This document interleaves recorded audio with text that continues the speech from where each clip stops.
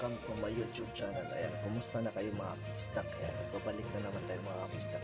So ngayon mga kapistak, nakita natin yung sinasabi ni Idol Francis Leo Marcos. Parang sabi nga doon, isa kang tuling-tuli. Yun, sinabihan niya si Makagago ng ganon. Pero yun, napahanga siya dahil sa ginawa nga ni Makagago na nag-donate rin ng bigas sa ating mga sambayan ng Pilipino. So ayun, tingnan natin tong video na to. Pero before nyan guys, sa mga hindi pa pala nakasubscribe sa akin, paki-subscribe, paki-like at paki-share yung videos ko para ma-updated kayo sa mga next kong vlog. Ayan. So ito na po guys ang video na pinapakita ni Sir Francis Leo Marcos. Ayan. Seconds lang, no? Ay, now we are live. Anyway, mga kababayan, kaya po ako nag-live ngayon, not because meron lang pong isang umaksip ng challenge ko, no? Etong taon to, bago ko po sana banggitin, alam niyo po, hindi na ako magla-live at ako'y magpapahinga na. Pero bago ko sana to banggitin, pinag-aralan ko muna. Patingin nga ng video. Wala ka ba niyan? Wala ka bang video niyan? Sa YouTube ko nakita. Pakita Pakita ko lang.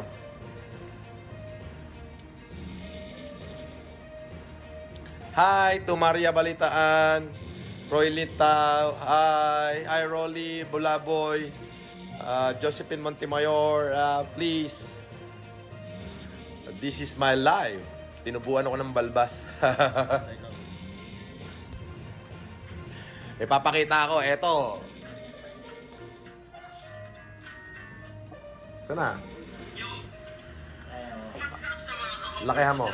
Lakihan mo.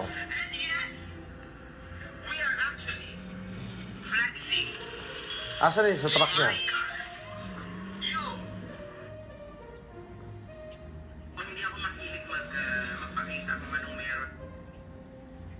Baka hindi yan yun. Ayan, medyo i-atras mo ng konti.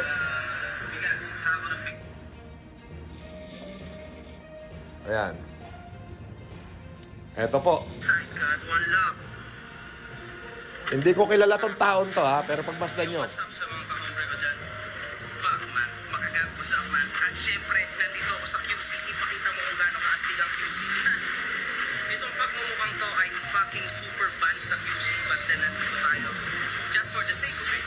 Kasi syempre, si Idol Marcos ay nag-challenge. Gumawa ng isang challenge. Mayaman challenge. At syempre, dahil ako, kasama ang pamilya ko sa Extreme House, kami ay may... Okay. Hindi ko po siya kilala, pero marami nagsasabi na siya raw ay gago. Sa pangalan pa nga naman, Makagago. Pero alam mo yung pagiging gago mo, kung naririnig mo ako ngayon, Makagago. O para sa akin, tulin-tuli ka. Isa kang tunay na lalaki.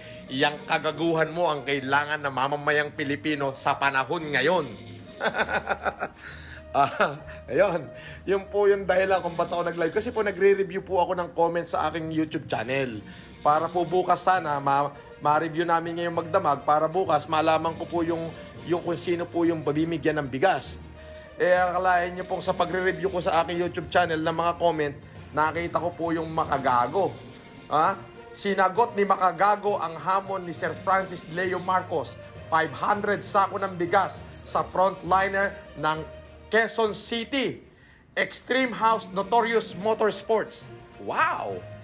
Alam mo Makagago, parehas tayong gago Parehas tayong gago, Makagago. Gago rin talaga ako. Putang ina, tignan mo yung mga nasa gasaan ko. Ang lulupit. Ang lulupit ng mga nasa gasaan ko. Pero, yang kagaguhan mo ngayon, ipinagmamalaki kita. Kasama mo ko. Nasa likod mo ko. Kahit ano mangyari, hindi kita iiwan. Dahil gago ka. Yang kagaguhan mo, ang kailangan ng Pilipinas. Puta, ako lamang yung gagong promotor ng kagaguhan mo.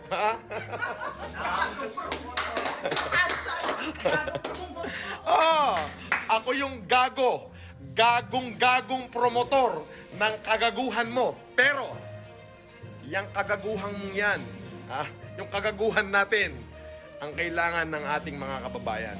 Kailangan ka ng ating lipunan. Para sa'yo, kung sinong politiko ang kukontra sa ginagawa mo ngayon.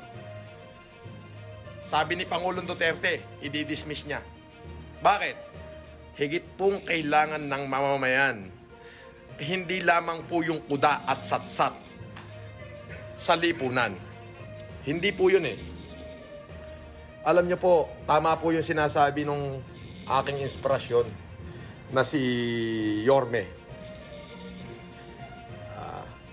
Isa sa aking mga inspirasyon. Marami pa hong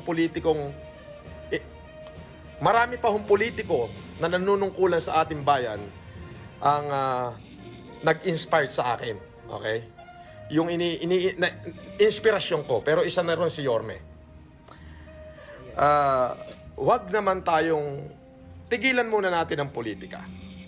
Kung meron kayong makitang tao sa lansangan na kaya siya lumabas ay para tulungan yung ating mga kababayan, yung ating mga frontliner, hindi lang ang frontliner, especially yung ating mga maralitang kababayan na higit na nangangailangan. Yung mga frontliner po, alam natin talagang sila yung nagbubuwis buhay para maging safety tayo. Pero ang gobyerno po ay meron po ang gobyernong ayuda para sa kanila. Yung itutulong po natin sa ating mga frontliner ay karagdagang ayuda po para naman maiparamdam natin doon sa mga frontliner na may nagmamahal din sa kanila. Hindi lamang sila yung hindi sila kalaban. Okay? Yang kagaguhan ni makagago na yan, yan po ang kailangan. Please, para dun sa mga, tigilan muna natin yung kew-kew. Huwag muna ho yung dak-dak. At saka na tayo magdaldalan pagkatapos ng COVID. Ngayon muna, yabangan muna kailangan ngayon. Yung mayayaman challenge talaga. Ayan, sa sobrang yaman ni makagago, isang truck na 500 kabang bigas yung binili. Para ipamigay. Grabe. Tanga na. Parehas tayo. Gago rin ako eh. Ako isang gano.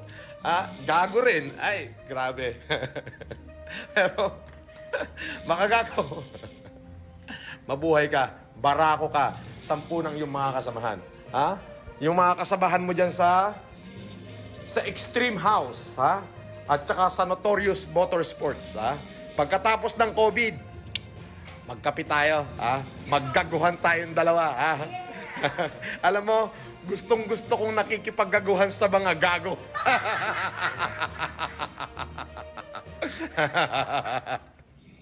Gustong-gusto kong nakikipaggaguhan sa mga gago. Pero grabe itong challenge to.